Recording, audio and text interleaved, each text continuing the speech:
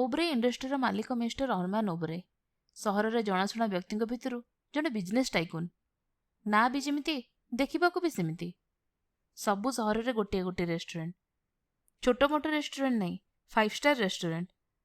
ସହରର ବଡ଼ ବଡ଼ ଭିଆଇପି ଆଉ ସେଲିବ୍ରିଟିମାନଙ୍କର ଯିବା ଆସିବା ଲାଗିଥାଏ। ଟଙ୍କା ପଇସା କେଉଁଥିରେ ବି କିଛି ଅଭାବ ନଥାଏ।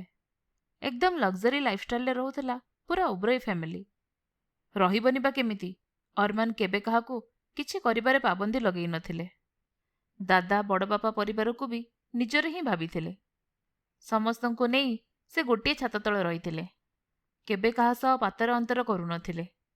ସେ ଧନୀ ହଉ କି ଗରିବ, ସମସ୍ତଙ୍କ ସହ ବହୁତ ଭଲ ବ୍ୟବହାର କରୁଥିଲେ। ସେଥିପାଇଁ ତ କେବେ କାହା ପାଟିରୁ ଅରମାନ ସାର୍ ଖରାପ ବୋଲି ଶୁଣିବାକୁ ମିଳିବନି। ଥରେ ଦେଖିଲେ ମନ ହିଁ ଭରେନି, ଇଚ୍ଛା ହୁଏ ବାରମ୍ବାର ଦେଖିବାକୁ। ସହରର ମୋଷ୍ଟ ଏଲିଜିବୁଲ ବ୍ୟାଚଲର। ସବୁ ଝିଅମାନଙ୍କର ଲମ୍ବା ଲାଇନ୍ ଥାଏ। କୁଞ୍ଚୁ କୁଞ୍ଚିଆ କେଶ ସହ ସଫେଦ ଗୋରା ଚେହେରା। ସମୁଦ୍ର ଭଳି ନୀଳ ଆଖି ଦୁଇଟିକୁ ଦେଖିଲେ ଯିଏ ବି ତାରି ଭିତରେ ହଜିଯିବାକୁ ଇଚ୍ଛା ହବ। କେଜାଣି କ'ଣ ଯାଦୁ ଥିଲା ସେହି ନୀଳ ଆଖି ଦୁଇଟିରେ। ସେହି ଆଖି ଦୁଇଟି ଅରମାନର ମୁଖମଣ୍ଡଳର ସୁନ୍ଦରତାକୁ ବି ଦ୍ୱିଗୁଣିତ କରୁଥିଲା। ତା ସହ ଗୋଟିଏ ଜନ୍ମଗତ ଗୁଣ ଥିଲା କି ବହୁତ ଭଲ ସୁଇମିଂ କରିପାରୁଥିଲେ। ସୁଇମିଂରେ ସେ ଗୋଲ୍ଡ ମେଡାଲିଷ୍ଟ ଥିଲେ। ବହୁତ ଥର ନ୍ୟାସନାଲ ଲେଭେଲରେ ବି ପ୍ରାଇଜ୍ ଆଣିଛନ୍ତି। କେମିତି କେଜାଣି ବିନା ଟ୍ରେନିଂରେ ବି ଏତେ ଭଲ ସ୍କୁବା ଡ୍ରାଇଭ୍ କରିପାରୁଥିଲେ। ଏକା ଥରକରେ ସେ ଅଲରାଉଣ୍ଡର ଥିଲେ। ଏମିତିକି ପିଲାଦିନରୁ ହିଁ ସେ ପାଣି ଭିତରେ ବିନା ଅକ୍ସିଜେନରେ ବହୁ ସମୟ ରହିପାରୁଥିଲେ। ଏତିକି ନାହିଁ, ପଶୁପକ୍ଷୀଙ୍କ ଭାଷା ବୁଝିପାରି ସେମାନଙ୍କର ବି ଦେଖାଶୁଣା କରୁଥିଲେ। ସବୁଠୁ ଆଶ୍ଚର୍ଯ୍ୟ କଥା ହେଲା ଅରମାନର ଆକ୍ୱାରିୟମ୍। ଘର ହଉ କି ଅଫିସ, ସେ ଆସିବା ମାତ୍ରେ ଏମିତି ଲାଗେ ସବୁ ମାଛମାନେ ଅରମାନକୁ ହିଁ ଅପେକ୍ଷା କରି ରହିଥିଲେ। ସେ ଆସିବା ମାତ୍ରେ ପକ୍ ପକ୍ କରି କେତେ କ'ଣ କହି ପକାଉଥିଲେ। ଗ୍ଲାସ୍ ଉପରେ ହାତ ରଖିବା ମାତ୍ରେ ସବୁ ମନ ଖୁସିରେ ଖେଳି ଯେ ଯା ରାସ୍ତାରେ ଚାଲି ଯାଇଥିଲେ। ସତରେ ଏମାନଙ୍କର କେତେ ଅଜୀବ ସମ୍ପର୍କ ଥିଲା। ନା ବୁଝି ହେଉଥିଲା, ନା ଜାଣି ହେଉଥିଲା। ବାସ୍ ଖାଲି ଯାହା ଦେଖା ହେଉଥିଲା। ଅଫିସ ହେଉ କି ହୋଟେଲ, ସବୁ ଜାଗାରେ ପୁରା ପରଫେକ୍ଟ କାମ ଦରକାର। ଉପରେ ତ ଶକ୍ତ, ହେଲେ ହୃଦୟ ଭିତରଟା ପୁରା କୋମଳ ଥିଲା। କେବେ କାହା ଦୁଃଖ କଷ୍ଟ ଦେଖି ସହିପାରୁନଥିଲେ। ଯେବେ ବି ଯିଏ ବିପଦରେ ପଡ଼େ ସମସ୍ତଙ୍କୁ ସାହାଯ୍ୟ କରିବାଟା ଥିଲା ଏକ ପ୍ରକାର ନିଶ୍ଚିତ। ଦିନେ ରେଷ୍ଟୁରାଣ୍ଟ ଭିତରେ ଥିବା ସୁଇମିଂ ପୁଲରେ ଖେଳୁ ଖେଳୁ ପିଲାଟି ବୁଡ଼ି ଯାଉଥିଲା। କେମିତି କେଜାଣି ସେହି ରାସ୍ତା ଦେଇ ଅରମାନ ବି ଯାଉଥିଲେ। ଦେଖୁ ଦେଖୁ ନିଜେ ପାଣି ଭିତରକୁ ଡେଇଁ ପିଲାଟିକୁ ବଞ୍ଚାଇଥିଲେ। ସତରେ ଅରମାନ ସାର୍ଙ୍କ ହୃଦୟ ବହୁତ ବଡ଼ ଥିଲା। ସେ ଯାହା ବି ହଉ, ଏତେ କମ୍ ବୟସରେ ଏତେ ବଡ଼ ସକ୍ସେସଫୁଲ ବିଜନେସମ୍ୟାନ୍ ହେବା କିଛି ସହଜ ନଥିଲା। ଦିନ ରାତି ଏକ କରି ଏତେ ବଡ଼ ବିଜନେସ୍ ଏମ୍ପାୟାର ଠିଆ କରିଥିଲେ। ହେଲେ ସବୁଦିନ ସମାନ ଯାଏନି। ଜୀବନରେ ବହୁତ କିଛି ଅପ୍ ଆଣ୍ଡ ଡାଉନ୍ ଥାଏ। ବିନା ଅପ୍ ଆଣ୍ଡ ଡାଉନ୍ରେ ତ ମଣିଷ ଜୀବନ ହିଁ ଚାଲେ ନା। ସବୁକିଛି ଠିକ୍ଠାକ୍ ଚାଲୁଥିଲା। ମାଡ଼ି ଆସିଲା କରୋନା ମହାମାରୀ। କେବେ କିଏ ଭାବି ବି ନଥିଲେ ଏମିତି ଦିନ ଆସିବ। ନିଜ କଷ୍ଟରେ ଠିଆ କରିଥିବା ଏତେ ବଡ଼ ବିଜନେସ୍ ଧୀରେ ଧୀରେ ଲସ୍ ହେବାରେ ଲାଗିଲା। ଏମିତି ପରିସ୍ଥିତି ଆସିଲା କି ଜଣେ ଜଣେ କରି ସବୁ ଏମ୍ପ୍ଲୟିମାନେ ଜବ୍ରୁ ରିଜାଇନ୍ ଦେଇ ଅନ୍ୟତ୍ର ଚାଲିଗଲେ। କ'ଣ ଆଉ କରିଥାନ୍ତେ, ଷ୍ଟାଫ୍ଙ୍କ ଦରମା ଦେବା ବି ମୁସ୍କିଲ ହୋଇଯାଇଥିଲା। ଗୋଟେ ପରେ ଗୋଟେ ରେଷ୍ଟୁରାଣ୍ଟ ବନ୍ଦ ହେବାକୁ ଲାଗିଲା। ଦିନ ଏମିତି ଆସିଲା, ଶେଷକୁ ସବୁ ରେଷ୍ଟୁରାଣ୍ଟ ବିକିବାକୁ ପଡ଼ିଲା। କଥାରେ ଅଛି, ଦୁଃଖ ଯେବେ ଆସିବ ପୁରା ପରିବାର ସାଙ୍ଗେ ଆସିବ। ଠିକ୍ ସେମିତି ନିଜର ଭାବୁଥିବା ସବୁ ଲୋକ ଧୀରେ ଧୀରେ ଦୂରେଇବାକୁ ଲାଗିଲେ। ଚିନି ସରିଗଲେ ପିମ୍ପୁଡ଼ି ଜାଗା ବଦଳାଇ ଦିଏ। ଏମାନେ ତ ପୁଣି ମଣିଷ ଥିଲେ। ନିଜର ପ୍ରେମ, ଯାହାକୁ ନିଜ ଜୀବନଠୁ ବି ଅଧିକା ଭଲ ପାଉଥିଲେ, ସିଏ ହେଲେ ଆରିଆ, ଯିଏକି ଦିନରାତି ଅରମାନଙ୍କ ନାଁ ନେଇ ନେଇ ଥକୁ ନଥିଲା। 7 ଜନ୍ମ ଏକାଠି ରହିବାର ଶପଥ ବି ନେଇଥିଲା। ଶେଷକୁ ସେ ବି ହାତ ଛାଡ଼ି ନିଜ ବାଟରେ ଚାଲିଗଲା। ସତରେ କେତେ ମୂର୍ଖ ଥିଲି ମୁଁ ଅରମାନ ଓବ୍ରେ। ଏତେ ବଡ଼ ବିଜନେସ୍ ତ କରିଥିଲି, ହେଲେ ଲୋକ ଚିହ୍ନି ପାରିଲିନି। ଦୁନିଆରେ ସବୁକିଛି ଟଙ୍କା। ଟଙ୍କା ଅଛି ତ ସବୁକିଛି, ଟଙ୍କା ନାହିଁ ତ କିଛି ନାହିଁ। ସତରେ କେତେ କ'ଣ ନ କରେ ଏଇ ଟଙ୍କା। ଯାହାକୁ ନିଜର ବୋଲି ଭାବୁଥିଲି ସେଇମାନେ ହିଁ ଆଜି ପର କରି ଚାଲିଗଲେ। ଖାସ୍ କରିକି ଆରିଆ। ତା ପାଇଁ କ'ଣ କରିନଥିଲି। ସେ ବି ସବୁକିଛି ଭୁଲିଗଲା ଏତେ ଜଲ୍ଦି। ମଣିଷଠୁ ଖୁବ୍ ଭଲ ଏହି କଥା କହି ନ ପାରୁଥିବା ପ୍ରାଣୀ। ସତରେ ଯାହା ପାଇଁ ଦିନରାତି ଏକ କରି ଟଙ୍କା ଇନକମ୍ କରୁଥିଲି, ପ୍ରକୃତରେ ସେମାନେ ମୋର କେହି ବି ନିଜର ନଥିଲେ। ବାସ୍ ମୋ ସହ ମୋ ଟଙ୍କା ପାଇଁ ସେମାନେ ଥିଲେ। ମୋ ଭଲ ପାଇବା ସେମାନଙ୍କୁ ମୋ ସହ ବାନ୍ଧି ନଥିଲା। ମୋର ଟଙ୍କା, ବ୍ୟାଙ୍କ ବାଲାନ୍ସ, ଲକ୍ଜରୀ ଲାଇଫଷ୍ଟାଇଲ ସେମାନଙ୍କୁ ମୋ ସହ ଯୋଡ଼ି ରଖିଥିଲା। ଇଏ କେମିତିକା ଜୀବନ? ସବୁ ମଣିଷ କ'ଣ ଏମିତି ସ୍ୱାର୍ଥପର? ତାଠାରୁ 100 ଗୁଣରେ ଭଲ ଥିଲା ଏହି କଥା ନ କହିପାରୁଥିବା ପଶୁ ପକ୍ଷୀ ଯିଏକି ବିନା ସ୍ୱାର୍ଥରେ ମୋତେ ଭଲ ପାଉଥିଲେ। ସେମାନଙ୍କ ଭଲ ପାଇବାରେ ଥିଲା ନିଃସ୍ୱାର୍ଥପର। ସତରେ ଅରମାନ, ତୁ ବହୁତ ବଡ଼ ମୂର୍ଖ ଥିଲୁ। ଯାହା ବି ହଉ ଭଲ ହେଲା। ସମୟ ଶିଖେଇ ଦେଇଗଲା ମୋତେ କିଏ ପର ଏଠି ଆଉ କିଏ ନିଜର। ଏବେ ଏହି ଜୀବନ କାହା ପାଇଁ ରଖିବି, କାହା ପାଇଁ ବଞ୍ଚିବି? ଏମିତି ଅନେକ କଥା ଅରମାନ ମୁଣ୍ଡ ଭିତରେ ଚାଲିଲା। କ'ଣ କରିବ କ'ଣ ନାହିଁ ବୁଝିବା ଆଗରୁ ଅରମାନ ତା ମନପସନ୍ଦର ଜାଗା ସେହି ସମୁଦ୍ର କୂଳରେ ଯାଇ ପହଞ୍ଚିଥିଲା। ପିଲାଟି ଦିନରୁ ଯେବେ ବି ଅରମାନ ଅଧିକା ଖୁସି ହୁଏ କି ଅଧିକା ଦୁଃଖୀ ହୁଏ ଚାଲିଏ ସେହି ସମୁଦ୍ର ପାଖକୁ, ଆଉ ମନ ଖୋଲି ହୃଦୟ ଭିତରେ ଥିବା ସବୁ କଥା ଗପି ଚାଲେ। ତାକୁ ଦେଖିଲେ ଏମିତି ଲାଗିବ ସତେ ଯେମିତି ସମୁଦ୍ରକୂଳ ତାର ଅତି ଆପଣାର। କ'ଣ କ'ଣ ସବୁ ବାଲି ଉପରେ ଗାରେଇ ବି ଦିଏ। ହେଲେ ଆଜି ତାର ମନ ଭିତରଟା ବି ସମୁଦ୍ରର ଅଶାନ୍ତ ଢେଉ ଭଳି ସବୁ କୂଳ ଲଙ୍ଘି ଯାଉଛି। ସମୁଦ୍ରର ଜୁଆର ଭଟ୍ଟା ଭିତରେ ସେ ନିଜକୁ ହଜେଇ ସାରିଛି। ଶେଷରେ ଗୋଟିଏ ସିଦ୍ଧାନ୍ତରେ ପହଞ୍ଚିଲା କି ଜୀବନଟାକୁ ବି ସମୁଦ୍ରକୁ ଦେଇଦେବି। ଏମିତି କିଛି ଭାବି ସେ ସମୁଦ୍ର ଆଡ଼କୁ ଗୋଡ଼ ବଢ଼େଇଛି କି ନାହିଁ, ଅଚାନକ କିଛି ଗୋଟିଏ ଅଦୃଶ୍ୟ ଶକ୍ତି ଦ୍ୱାରା ତା ଗୋଡ଼ ଦୁଇଟିକୁ ଟାଣି ଟାଣି ସମୁଦ୍ର ଭିତରକୁ ନେବାକୁ ଲାଗିଲା। ଅରମାନ ତାର ସମସ୍ତ ଶକ୍ତି ଲଗାଇ ଉପରକୁ ଉଠିବାକୁ ଚେଷ୍ଟା କରି ବି ବାରମ୍ବାର ବିଫଳ ହେଉଥିଲା। ସେ ନିଶ୍ଚିତ ହୋଇସାରିଥିଲା ତାର ଆଜି ହେଉଛି ଶେଷ ଦିନ। ନିଶ୍ୱାସ ପ୍ରଶ୍ୱାସ ବନ୍ଦ ହେବା ଆଗରୁ ତାକୁ ଲାଗିଲା ସତେ ଯେମିତି ଆଉ ଜଣେ କେହି ତାର ହାତ ଦୁଇଟିକୁ ଟାଣି ଉପରକୁ ଉଠାଇବାକୁ ଚେଷ୍ଟା କରୁଛି। ତା ସହ କ'ଣ ସବୁ ଘଟିଯାଉଛି ସେ ନିଜେ ବି ବୁଝିପାରୁନଥିଲା। ଜଣେ ସମୁଦ୍ରର ଅଗଭୀର ପାଣି ଭିତରକୁ ଟାଣି ନେଉଛି, ଆଉ ଜଣେ ଉପରକୁ ଉଠାଇବାରେ ଲାଗିଛି। ଶେଷରେ ବହୁତ ଚେଷ୍ଟା କରି ଅରମାନକୁ କୂଳକୁ ଆଣିଲା।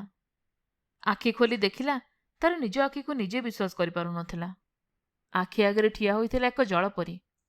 ତଫା ଗୋରା ସହ ସୁନେଲି ରଙ୍ଗର ଦେହ, ଗେରୁଆ କେଶ, ନୀଳ ଆଖି ସହ ଗୋଲାପୀ ଓଠ। ସେ ସତରେ ଜଳପରୀକୁ ହିଁ ଦେଖୁଥିଲା। କିଛି କହିବା ଆଗରୁ ସେ ଜଳପରୀ କହିଲା, ଆପଣ ବିଲକୁଲ ଭୟଭୀତ ହୁଅନ୍ତୁ ନାହିଁ ଯୁବରାଜ। ମୁଁ ଯେପର୍ଯ୍ୟନ୍ତ ଅଛି ଆପଣଙ୍କର କିଛି ହବନି। ଅରମାନ କହିଲା, କିଏ ଯୁବରାଜ? କାହା କଥା କହୁଛ? ଜଳପରୀ କହିଲା, ଆପଣ ହେଉଛନ୍ତି ଆମ ଯୁବରାଜ। ଯିଏ ଏବେ ଆପଣଙ୍କୁ ମାରିବାକୁ ଚେଷ୍ଟା କରୁଥିଲା ସେ ହେଉଛି ସମୁଦ୍ର ରାକ୍ଷସ। ଅରମାନ କହିଲା, ତୁମେ କ'ଣ କହୁଛ ମୁଁ କିଛି ବୁଝିପାରୁନି ଜଳପରୀ। ମୋର କିଛି ବି ମନେ ନାହିଁ। ଜଳପରୀ କହିଲା, ଆପଣ ନିଜ ପାଦକୁ ଦେଖନ୍ତୁ। ଦେଖାଯାଉଛି ନା ସେଠି ଏକ ମାଛର ଚିତ୍ର? ହଁ, ଦେଖିପାରୁଛି। ପିଲାଦିନରୁ ହିଁ ଚିତ୍ର ମୋ ପାଦ ପାଖରେ ଅଛି।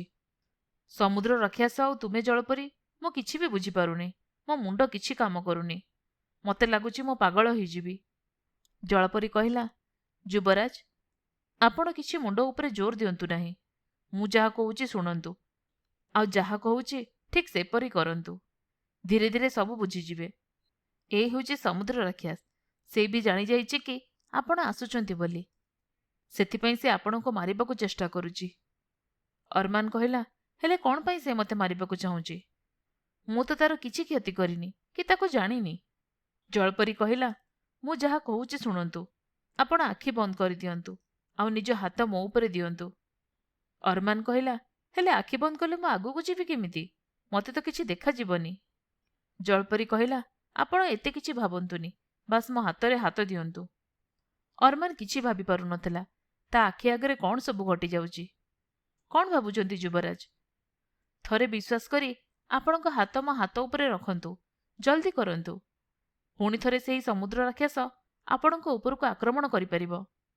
ଯଦି ସେ ଆକ୍ରମଣ କରେ ମୁଁ ବି ଆପଣଙ୍କୁ ବଞ୍ଚେଇ ପାରିବି ନାହିଁ। କାରଣ ସନ୍ଧ୍ୟା ସମୟରେ ମୋର ସବୁ ଶକ୍ତି ଧୀରେ ଧୀରେ କମିଯିବ। ସନ୍ଧ୍ୟା ହେବା ଆଗରୁ ପହଞ୍ଚିବାକୁ ହବ। ସନ୍ଧ୍ୟା ହୋଇଗଲେ ସେ ଆହୁରି ଶକ୍ତିଶାଳୀ ହୋଇଯିବ। ଅରମାନ କିଛି ବୁଝିପାରୁନଥାଏ। କିଛି ବୁଝିବା ଆଗରୁ ହିଁ ଜଳପରୀ ତା ହାତକୁ ନିଜ ହାତ ଭିତରେ ରଖିସାରିଥିଲା। ଅରମାନ କହିଲା, ଏତେ ପାଣି, ୟା ଭିତରେ ମୁଁ ବୁଡ଼ିଯିବି। ଏତେ ସମୟ କେମିତି ରହିବି? ମୋତେ ଏଇ ଭିତରୁ ବାହାର କର ଜଳପରୀ। ମୁଁ ଅଣନିଶ୍ୱାସୀ ହୋଇଯାଉଛି। ଜଳପରୀ କହିଲା, ମନେ ଅଛି ରାଜକୁମାର, ଯେବେ ପ୍ରଥମ ଥର ପାଇଁ ତୁମେ ସମୁଦ୍ର କୂଳକୁ ଆସି ଖେଳୁଥିଲ, ତାପରେ ଖେଳି ଖେଳି ପାଣି ଭିତରକୁ ଚାଲି ଯାଇଥିଲ, କିନ୍ତୁ ତୁମେ ପହଁରି ପାରୁନଥିଲ? ଅରମାନ କହିଲା, ହଁ, ମୁଁ ବୁଡ଼ି ଯାଉଥିଲି। ଅଚାନକ ଗୋଟେ ବଡ଼ ମାଛ ତାର ପିଠିରେ ମୋତେ ଉପରକୁ ଆଣି କୂଳରେ ପହଞ୍ଚାଇ ଦେଇଥିଲା। ତା ପରଠୁ ମୋତେ କେବେ ଡର ଲାଗିନି କି କେବେ ପାଣିରେ ବି ବୁଡ଼ିନି। ଜଳପରୀ କହିଲା, ସେଇଦିନ ଯେଉଁ ମାଛ ତୁମକୁ ସମୁଦ୍ର କୂଳକୁ ଆଣି ଠିକ୍ଠାକ୍ ଛାଡ଼ିଥିଲା, ଜାଣିଛନ୍ତି ସେ କିଏ? ସେ ମାଛ ମୁଁ ହିଁ ଥିଲି। ଅରମାନ କହିଲା, ତୁମେ କେମିତି ହୋଇପାରିବ? ତୁମେ କ'ଣ ଆଗରୁ ମୋତେ ଜାଣିଥିଲ କି? ଜଳପରୀ କହିଲା, ହଁ, ବହୁତ ବର୍ଷ ହେଲା ଆମେ ତୁମକୁ ଅପେକ୍ଷା କରିଥିଲୁ, କାରଣ ମହାରାଜ ଆମକୁ ଆପଣଙ୍କ ସୁରକ୍ଷା ଦାୟିତ୍ୱ ଦେଇଥିଲେ। ଅରମାନ କିଛି ବୁଝିବା ଆଗରୁ ଜଳପରୀ କହିଲା, ଯୁବରାଜ, ଏବେ ଆପଣ ନିଜ ଶରୀରକୁ ଟିକେ ଭଲ ଭାବେ ଦେଖନ୍ତୁ। ଏ କ'ଣ ହେଉଛି? ଧୀରେ ଧୀରେ ଅରମାନର ପାଦ ଦୁଇଟି ମାଛର ଲାଞ୍ଜକୁ ରୂପାନ୍ତରିତ ହେବାରେ ଲାଗିଛି। ଅରମାନ ପାଟି କରି ଚାଲିଲା, ଜଳପରୀ, ତୁମେ ମୋ ସହିତ କ'ଣ କରୁଛ? ମୋ ସହ ଏମିତି କରିବା ଠିକ୍ ନାହିଁ। ମୁଁ ମୋ ଦୁନିଆକୁ କେମିତି ଯିବି ଏମିତି ଶରୀର ଧରି?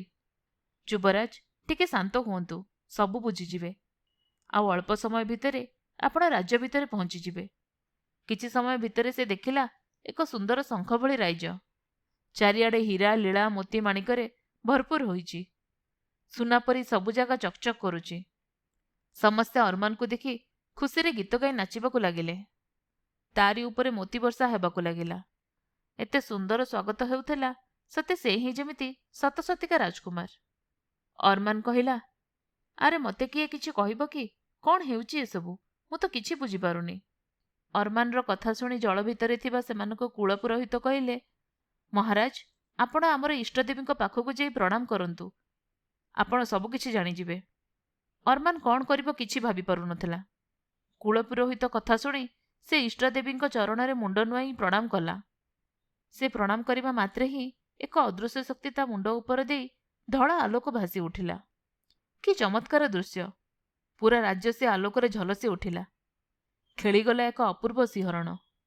ସମସ୍ତଙ୍କ ନଜର କିଛି ସମୟ ପାଇଁ ଅଟକି ଯାଇଥିଲା।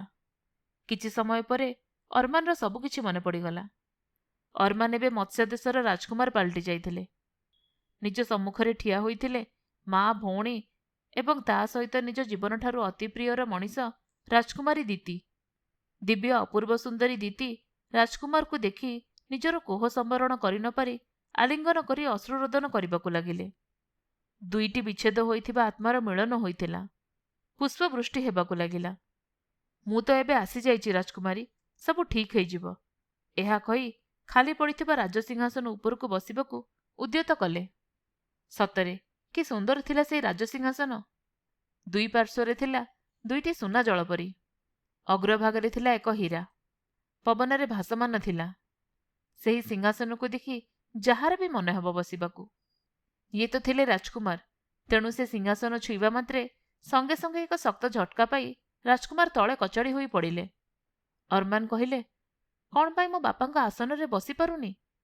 କୁଳପୁରୋହିତ କହିଲେ, ମହାରାଜ, ଆପଣ ଏବେ ସେହି ସ୍ଥାନରେ ବସିପାରିବେ ନାହିଁ, କାରଣ ସେ ରାଜସିଂହାସନ ଏବେ ସମୁଦ୍ର ରାକ୍ଷସର କଳାଜାଦୁ ଅଧୀନ। ଏକ ଅଦୃଶ୍ୟ ଶକ୍ତି ବଳୟ ସେହି ସିଂହାସନ ଚାରିପଟେ ଘେରି ରହିଛି।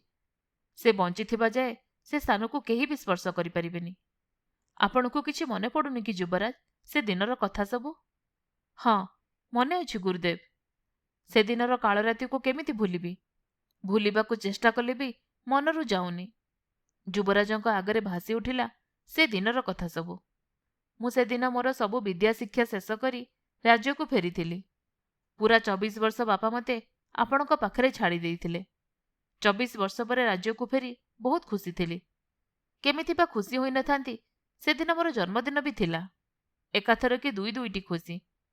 ମୋର 24ତମ ଜନ୍ମଦିବସ ପାଳନ ପାଇଁ ପୁରା ରାଜ୍ୟ ଅଧିବାସୀ ଖୁସିରେ ନାଚ ଗୀତରେ ମସଗୁଲ ଥିଲା।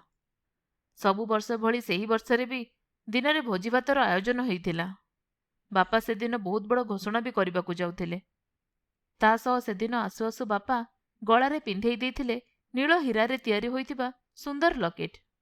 ମୁଁ କିଛି ପଚାରିବା ଆଗରୁ ବାପା କହିଲେ, ଟିକେ ସମୟ ଅପେକ୍ଷା କର, ସବୁ ବୁଝିଯିବୁ। ଏ ହେଉଛି ତୋର ଜନ୍ମଦିନର ଉପହାର। ସବୁକିଛି ଠିକ୍ଠାକ୍ ଚାଲିଥିଲା। ହେଲେ ସବୁ ଖୁସି ଗୋଟିଏ ମୁହୂର୍ତ୍ତରେ ଦୁଃଖରେ ପରିଣତ ହୋଇଗଲା। ହଠାତ୍ ଜୋର ଶବ୍ଦ ସହ ପ୍ରବଳ ବେଗରେ ସମୁଦ୍ରର ଜଳରାଶି ଉପରକୁ ଉଠିବାକୁ ଲାଗିଲା। କିଏ କିଛି ବୁଝିବା ଆଗରୁ ହିଁ ଚାରିଆଡ଼େ ଅନ୍ଧକାର ଖେଳିଗଲା। କ'ଣ ହେଉଛି କିଛି ବୁଝା ପଡ଼ୁନଥିଲା। ସେହି କଳା ଅନ୍ଧାର ଭିତରୁ ବିକଟାଳ ଶବ୍ଦ ଶୁଣାଗଲା। ସମୁଦ୍ର ରାକ୍ଷସ କହିଲା, ମହାରାଜ କନିଷ୍କ, ମୋତେ ଜାଣିପାରୁନାହାନ୍ତି? ମୁଁ ପରା ଆପଣଙ୍କର ସେହି ଗୁପ୍ତଚର ତାସଲେନ୍। ଆପଣ ସେଦିନ ମୋତେ ଏହି ରାଜ୍ୟରୁ ରାଜଦ୍ରୋହୀ କହି ବିତାଡ଼ିତ କରିଥିଲେ। ଏତେ ଶୀଘ୍ର ଆପଣ ମୋତେ ଭୁଲିଗଲେ କେମିତି? ମହାରାଜ କହିଲେ, ନା, କିଛି ବି ଭୁଲିନି ସେଦିନର କଥା। ତୁମେ କେମିତି ନିଜର ସ୍ୱାର୍ଥ ପାଇଁ ଲୋଭରେ ପଡ଼ି ନିଜ ରାଜ୍ୟର ସବୁ ଗୁପ୍ତ କଥା ଆମର ପଡ଼ୋଶୀ ରାଜ୍ୟକୁ କହିଥିଲ। ତାସଲିନ୍ କହିଲା, ହଁ ଜଣେଇଥିଲି। ତା ବଦଳରେ ମୁଁ ଗୋଟେ ରାଜ୍ୟ ପାଇବାକୁ ଯାଉଥିଲି। ଆପଣ କେବେ ମୋତେ ରାଜ୍ୟର ମହାରାଜ କରିନଥାନ୍ତେ। ସେଥିପାଇଁ ମୋ ପଡ଼ୋଶୀ ରାଜ୍ୟ ସହ ହାତ ମିଶାଇ ଆମ ରାଜ୍ୟର ସବୁ ଗୁପ୍ତ ତଥ୍ୟ ଦେଇଥିଲି। ହେଲେ କିଛି ଲାଭ ହେଲାନି। ସେଦିନର ଆକ୍ରମଣରୁ ଆପଣ ବଞ୍ଚି ଯାଇଥିଲେ। ତାପରେ ମୋତେ ଦେଶଦ୍ରୋହୀ ପୁରସ୍କାର ଦେଇଥିଲେ। ସେଦିନର ପ୍ରତିଶୋଧ ନେବାକୁ ମୁଁ ଆଜି ଆସିଛି। ପ୍ରତିଶୋଧ ନେବା ପାଇଁ ୟାଠୁ ଭଲ ଦିନ କ'ଣ ହେବ? ଯୁବରାଜ ବି ଅଛନ୍ତି। ଯୁବରାଜଙ୍କ ଆସିବା ବାଟକୁ ହିଁ ମୁଁ ଚାହିଁ ବସିଥିଲି। ହେଲେ ମୁଁ ଆଜି ଏକୁଟିଆ ଆସିନି। ମୋ ସହ ଆସିଛି ମୋର କଳା ଯାଦୁ। ଆଜି ଯାଇ ସବୁ ଶକ୍ତି ମୁଁ ଏକଜୁଟ କରି ରଖିଥିଲି। ଏବେ ବହୁତ ଶକ୍ତିଶାଳୀ ହୋଇସାରିଛି। ଆପଣ ଏବେ ମୋର କିଛି ବି କ୍ଷତି କରିପାରିବେନି। ମହାରାଜ କନିଷ୍କ କହିଲେ, ଏବେ ପୁଣି କ'ଣ ପାଇଁ ଆସିଛ? ତାସଲିନ୍ କହିଲା, ଯୁଦ୍ଧ କରି ଆପଣଙ୍କ ରାଜ୍ୟକୁ ଜୟ କରି ମହାରାଜ ହେବା ପାଇଁ ଆସିଛି।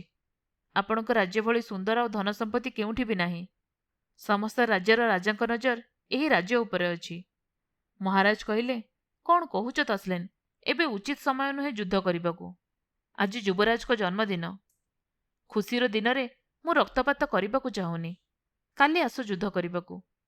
ତାସଲିନ୍ କହିଲା, ଆପଣ କ'ଣ ମୋତେ ମୂର୍ଖ ଭାବିଲେ କି? ଆଜି ହିଁ ହେବ ଏବଂ ଏହି ମୁହୂର୍ତ୍ତରେ ହିଁ ହେବ। କିଏ କିଛି କରିବା ଆଗରୁ ତାସଲିନ୍ ତାର ଶକ୍ତିରେ ମହାରାଜ କନିଷ୍କକୁ ହତ୍ୟା କରିସାରିଥିଲା। ଖୁସିରେ ମହାରାଜଙ୍କ ସିଂହାସନକୁ ବସିବାକୁ ଯାଇଥିଲା, ହେଲେ ସେ ବି ବସିପାରିନଥିଲା। ରାଗରେ ପାଗଳ ହୋଇ ସମୁଦ୍ରର ନୀଳ ଜଳରାଶିକୁ କିଛି ସମୟ ପରେ ତାର ରଙ୍ଗ ବଦଳାଇ ଲାଲ କରିଦେଇଥିଲା। ତଥାପି ଚିତ୍କାର କରି ଯେବେ ସମସ୍ତଙ୍କୁ ସିଂହାସନରେ ବସି ନ ପାରିବାର କାରଣ ପଚାରିଥିଲା, ମରଣ ସହିତ ଲଢ଼େଇ କରୁଥିବା ମହାରାଜ କହିଲେ, ମୋର ସେହି ଯାଦୁର ଲକେଟ୍ ବିନା ଏଠି କେହି ବସିପାରିବେନି। ଏତିକି କହି ସେ ଦେହତ୍ୟାଗ କରିଥିଲେ। ମହାରାଜଙ୍କ କଥା ଶୁଣି ପୁଣି ଗର୍ଜି ଉଠିଥିଲା ତାସଲିନ୍। ମୁଁ ଯଦି ବସିପାରିବି ନାହିଁ ତ କିଏ ବି ଏଠି ବସିପାରିବେନି। ମୁଁ ଯଦି ବସିପାରିବି ନାହିଁ କିଏ ବି ଏଠି ବସିପାରିବେନି ଯେ ପର୍ଯ୍ୟନ୍ତ ମୋର ଜୀବନ ଅଛି। ଏହା କହି ତାର କଳାଯାଦୁ ବଳରେ ଏକ ଅଦୃଶ୍ୟ ବଳୟ ଟାଣି ଚାଲିଯାଇଥିଲା। ଅରମାନ କହିଲେ, ମୁଁ ଏବେ ବୁଝୁଥିଲି ବାପା କ'ଣ ପାଇଁ ମୁଁ ଆସୁ ଆସୁ ମୋ ଗଳାରେ ଲକେଟ୍ ପିନ୍ଧେଇ ଦେଇଥିଲେ। କେଉଁ ଭାବନା ରାଜ୍ୟରେ ଆପଣ ହଜି ଯାଇଥିଲେ ଯୁବରାଜ? ଏଇ ନିଅନ୍ତୁ ଯୁବରାଜ। ମହାରାଜ ନିଜର ଐଶ୍ୱର୍ଯ୍ୟ ଶକ୍ତି ବଳରେ ସବୁ ଶକ୍ତି ଏହି ଲକେଟ୍ରେ ରଖିଥିଲେ। ଏବେ ଏହି ଲକେଟ୍ ଆପଣଙ୍କର କହି ଗଳାରେ ପିନ୍ଧେଇ ଦେଲେ। ଯୁବରାଜ, ରାଜ୍ୟର ସବୁ ଲୋକ ଆପଣଙ୍କୁ ଭେଟିବାକୁ ଚାହୁଁଛନ୍ତି।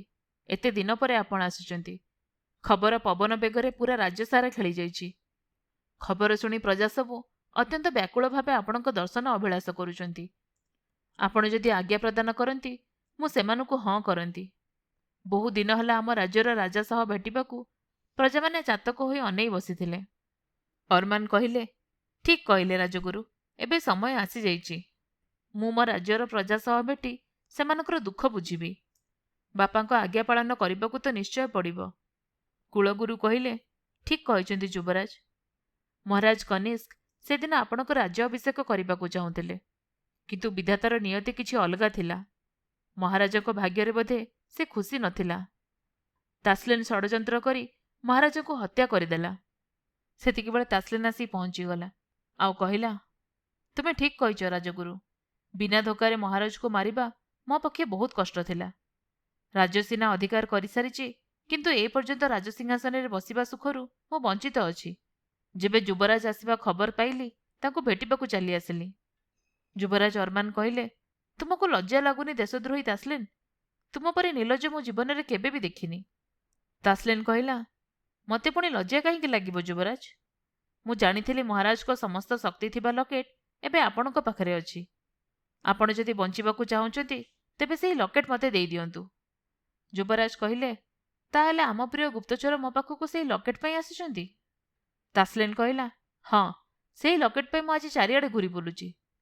ରାଜସିଂହାସନରେ ବସିବାର ଇଚ୍ଛାକୁ ମୁଁ ସମ୍ବରଣ କରିପାରୁନି। ଯଦି ବି ଯୁବରାଜ ଆପଣ ଯୁଦ୍ଧ କରିବାକୁ ପ୍ରସ୍ତୁତ, ତେବେ ହେଇଯାଉ ପୁଣି ଥରେ ରକ୍ତର ବନ୍ୟା। ଯୁବରାଜ କହିଲେ, ମୁଁ ବଞ୍ଚିଥିବା ଯାଏ ତୁମେ ମୋ ରାଜ୍ୟର ପ୍ରଜାମାନଙ୍କର କିଛି ବି କ୍ଷତି କରିପାରିବନି। ମୋତେ ବି ଯଦି ମୋର ଜୀବନ ଦେବାକୁ ପଡ଼ିବ, ସେଥିପାଇଁ ବି ମୋତେ ଡର ନାହିଁ। ହେଲେ ମୁଁ ତୁମକୁ କେବେ ବି ଏହି ପବିତ୍ର ରାଜସିଂହାସନରେ ବସିବା ତ ଦୂରର କଥା, ତୁମ ସେହି ଅପବିତ୍ର ଶରୀରର ଛାୟାକୁ ବି ପଡ଼ିବାକୁ ଦେବିନି। ତାସଲିନ୍ ପୁଣି ରାଗରେ ଗର୍ଜନ କରିବାକୁ ଲାଗିଲା, ତେବେ ମହାରାଜ ପରି ଯୁବରାଜ ବି ମୋ ହାତରେ ମରିବେ? ଠିକ୍ ଅଛି, ମୁଁ ପ୍ରସ୍ତୁତ ଅଛି। ଏହା କହି ନିଜର ଶକ୍ତି ବଳରେ ଏକ ଯାଦୁର ବଳୟ ଯୁବରାଜଙ୍କ ଚାରିପାଖେ ଘେରିଦେଲା, ଯାହାକି ଯୁବରାଜକୁ ବହୁତ କଷ୍ଟ ଦେଉଥିଲା। ହେଲେ ରାଜଗୁରୁ ଏହା ଦେଖି ପାଟି କଲେ, ଆରେ ମୂର୍ଖ, ତୁ ଯୁବରାଜଙ୍କର କିଛି ବି କ୍ଷତି କରିପାରିବୁ ନାହିଁ ଯେ ପର୍ଯ୍ୟନ୍ତ ମହାରାଜଙ୍କର ସେହି ଲକେଟ୍ ଯୁବରାଜଙ୍କ ବେକରେ ଅଛି। ତାସଲିନ୍ କିଛି କରିବା ଆଗରୁ ଆପେ ଆପେ ସେହି ଲକେଟ୍ ଭିତରୁ ଏକ ନୀଳ ଆଲୋକ ବାହାରି ଯୁବରାଜଙ୍କ ଚାରିପଟେ ଥିବା ବଳୟକୁ ଭାଙ୍ଗି ଦେଇଥିଲା। ଏତେ ଶକ୍ତିଶାଳୀ କେମିତି ହେଲେ ଯୁବରାଜ? ରାଜଗୁରୁ କହିଲେ, ସେଦିନ ଯଦି ମହାରାଜ ଲକେଟ୍କୁ ଯୁବରାଜକୁ ତାଙ୍କ ଜନ୍ମଦିନରେ ଉପହାର ପ୍ରଦାନ କରିନଥାନ୍ତେ, ହୁଏତ ଆମ ମହାରାଜ ଆଜି ବଞ୍ଚିଥାନ୍ତେ। ସେଦିନ ଆମ ଯୁବରାଜଙ୍କ ରାଜ୍ୟାଭିଷେକ ହୋଇଥାନ୍ତା। କିନ୍ତୁ ତୁ ମୂର୍ଖ, ସବୁକିଛି ଧୂଳିସାତ୍ କରିଦେଲୁ। ଏତିକି କହି ରାଜଗୁରୁ ନିଜର ଶକ୍ତି ବଳରେ ଏକ ବଡ଼ ଶକ୍ତ ଧକ୍କା ଦେଲେ। ତାସଲିନ୍ ତଳେ ପଡ଼ି ଚିତ୍କାର କରି ପୁଣି କିଛି ସମୟ ପରେ ଠିଆ ହୋଇ ହସି ହସି କହିଲା, ଚିନ୍ତା କରନ୍ତୁନି ରାଜଗୁରୁ, ମୁଁ ଏତେ ଶୀଘ୍ର ମରିବିନି କି ଆପଣ ମୋତେ ମାରିପାରିବେନି। ଆପଣ ମୋର ଶକ୍ତିକୁ ହୁଏତ କିଛି ସମୟ ପାଇଁ ବନ୍ଦ କରିପାରିବେ, କିନ୍ତୁ ମୋର କିଛି କ୍ଷତି କରିପାରିବେ ନାହିଁ। ଆଜି ମୁଁ ଫେରି ଯାଉଛି, କିନ୍ତୁ ପୁଣି ଉପଯୁକ୍ତ ସମୟ ଦେଖି ନିଶ୍ଚିତ ଆସିବି। ଏହା କହି ତାସଲିନ୍ ସେଠାରୁ ଚାଲିଗଲା। ଯୁବରାଜ କହିଲେ, ତାସଲିନ୍‌ର କି ଭୟଙ୍କର ରୂପ ହୋଇଯାଇଛି। ଗୁରୁଦେବ କହିଲେ, ହଁ ଯୁବରାଜ, ସେ ବହୁତ କଳା ଯାଦୁ ଦ୍ୱାରା ତାର ଶକ୍ତି ବଢ଼ିଯାଇଛି। ସେ ଏବେ କିଛି ସାଧାରଣ ନୁହେଁ, ସେ ଏବେ ବହୁତ ବଡ଼ ସମୁଦ୍ର ରାକ୍ଷସ ପାଲଟି ଯାଇଛି। ତାର କିଛି କ୍ଷତି କରିବାର ଚିନ୍ତା ଆମେ ଆଜି ଯାଏ ଭାବିନୁ। ସମସ୍ତେ ଆପଣଙ୍କ ପ୍ରତୀକ୍ଷା କରିଥିଲେ। ସେହି ଜଳପରି ଯିଏ ସଦାସର୍ବଦା ଆପଣଙ୍କର ରକ୍ଷା କରୁଥିଲେ, ସେ ହେଉଛନ୍ତି ଆମ ସେନାପତିଙ୍କ ଝିଅ ପରି ଲୁଇସା। ଆପଣଙ୍କ ସୁରକ୍ଷା ନିମନ୍ତେ ସେ ସେହି ସମୁଦ୍ର କୂଳରେ ସଦାସର୍ବଦା ବିଚରଣ କରୁଥିଲେ। ହେଲେ ରାଜଗୁରୁ, ଆପଣମାନେ କେମିତି ଜାଣିବାକୁ ପାଇଲେ କି ଯୁବରାଜଙ୍କ ଜନ୍ମ ହୋଇସାରିଛି? ଆପଣମାନେ ଶୁଣୁଥିଲେ ଅଭିଶପ୍ତ ଜୀବନର ପ୍ରଥମ ଭାଗ। ଏହାର ଆଗାମୀ ଭାଗ ଆମେ କାଲି ଶୁଣିବା।